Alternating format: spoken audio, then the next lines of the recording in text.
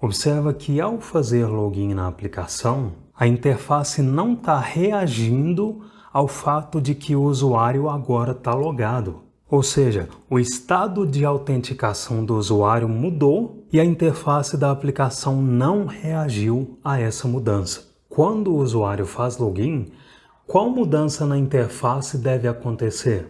Se você olhar no README aqui do desafio, você vai ver que quando o usuário fizer login, o navbar deverá exibir os links adicionar frase, conta e logout, e logo abaixo a lista de frases deverá ser exibida, como essa imagem mostra. Só que para facilitar a sua vida, quando você vê esse tipo de problema, você deve quebrar o problema em partes. E uma forma de quebrar em partes esse problema de falta de reação da interface é focar primeiro em uma única parte da interface. Essa única parte pode ser, por exemplo, o navbar, que é o elemento da interface que exibe os links. E o que deve acontecer no navbar quando o usuário fizer login? O navbar deverá exibir os links adicionar frase, conta e logout. Então, o navbar pode ser a primeira parte que você vai resolver do problema. Depois, você se preocupa com a renderização da lista de frases. Fechou? Então, só para a gente recapitular a lógica que está fazendo os links serem exibidos no navbar, até aqui foi declarada uma função showAppropriatedNavLinks, que é invocada assim que o app.js é carregado.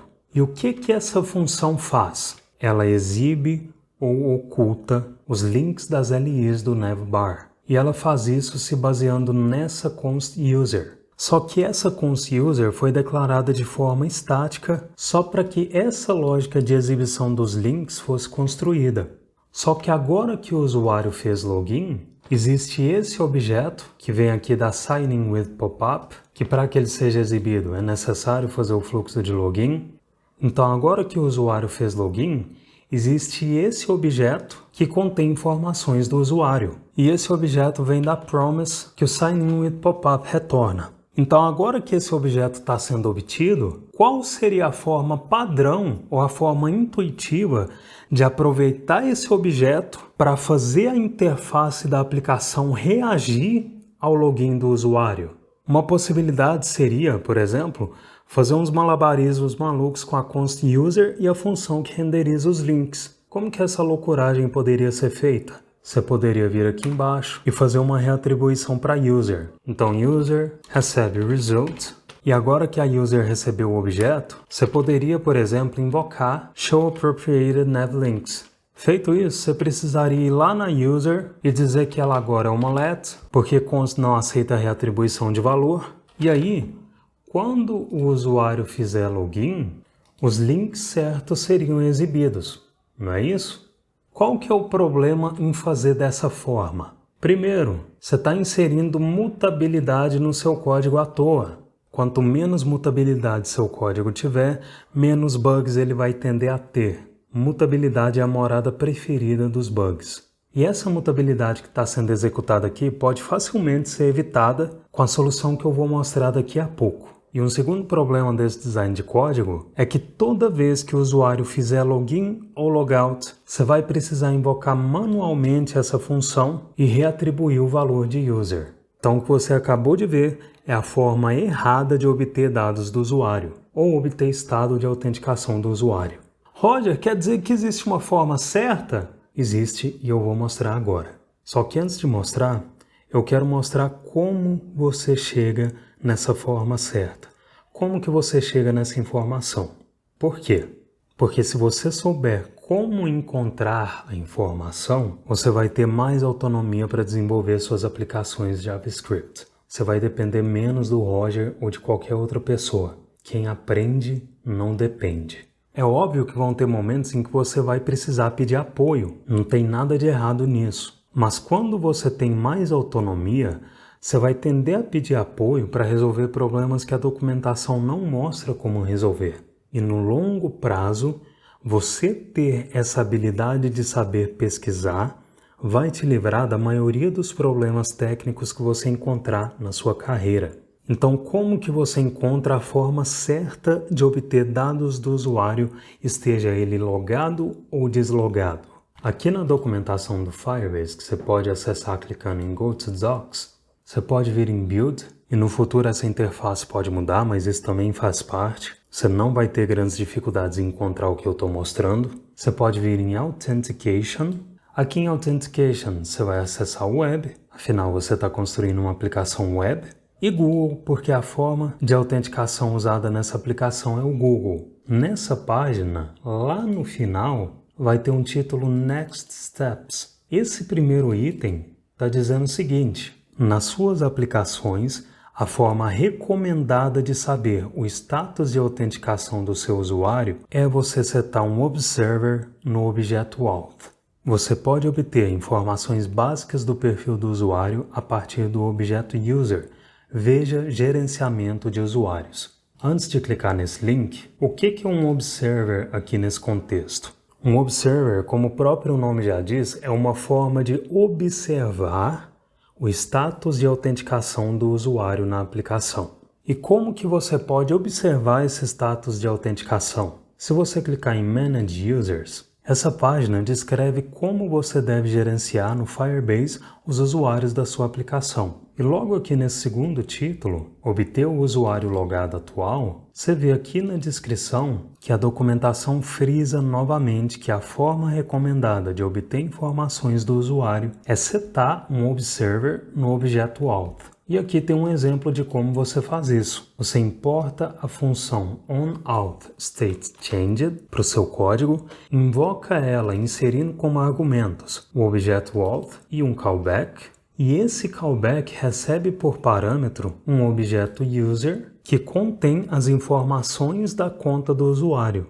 Caso o usuário não esteja logado, esse parâmetro User vai receber null. Então esse observer que a documentação menciona nada mais é do que essa função onAuthStateChanged. Como que a onAuthStateChanged funciona? Se você traduzir onAuthStateChanged, seria algo como na mudança de estado de autenticação. Ou seja, essa função de callback vai ser executada toda vez que o estado de autenticação do usuário mudar. Em outras palavras, essa função de callback vai ser executada toda vez que o usuário fizer login ou logout. Importante, além de ser executada toda vez que o usuário fizer login ou logout, essa função de callback também vai ser executada quando a página é carregada. Por que vai ser executada quando a página é carregada? Porque a onAuthStateChanged está sendo invocada na raiz do documento, no escopo global.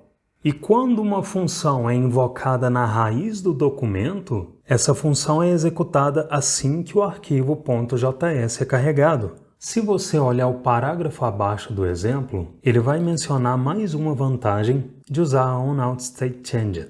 Ao usar um observer, você garante que o objeto Auth não está em um estado intermediário, como o de inicialização, ao obter o usuário atual. Quando você usa Sign in with Redirect, que é a autenticação por redirecionamento ao invés de pop-up, o observer onAuthStateChanged aguarda até que getRedirectResult, que é a função que obtém o resultado do redirecionamento, seja resolvida antes de ser acionado, ou seja, antes do observer ser acionado.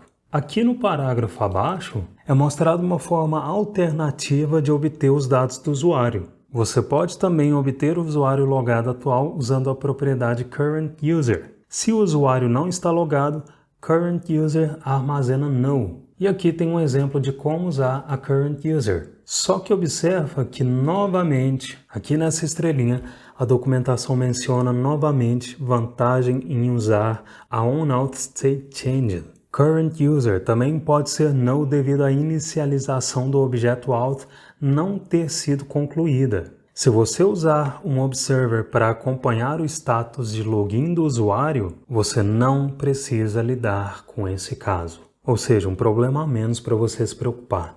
Então, ao mesmo tempo que a doc mostra que existe uma alternativa à onAuthStateChanged, ela recomenda que você use a onAuthStateChanged. Para usar a onAuthStateChanged, você pode copiar o nome dela e importar ela do lado de Sign in with Pop-up. Lembrando que o serviço do qual você deve fazer essa importação é o Firebase Auth.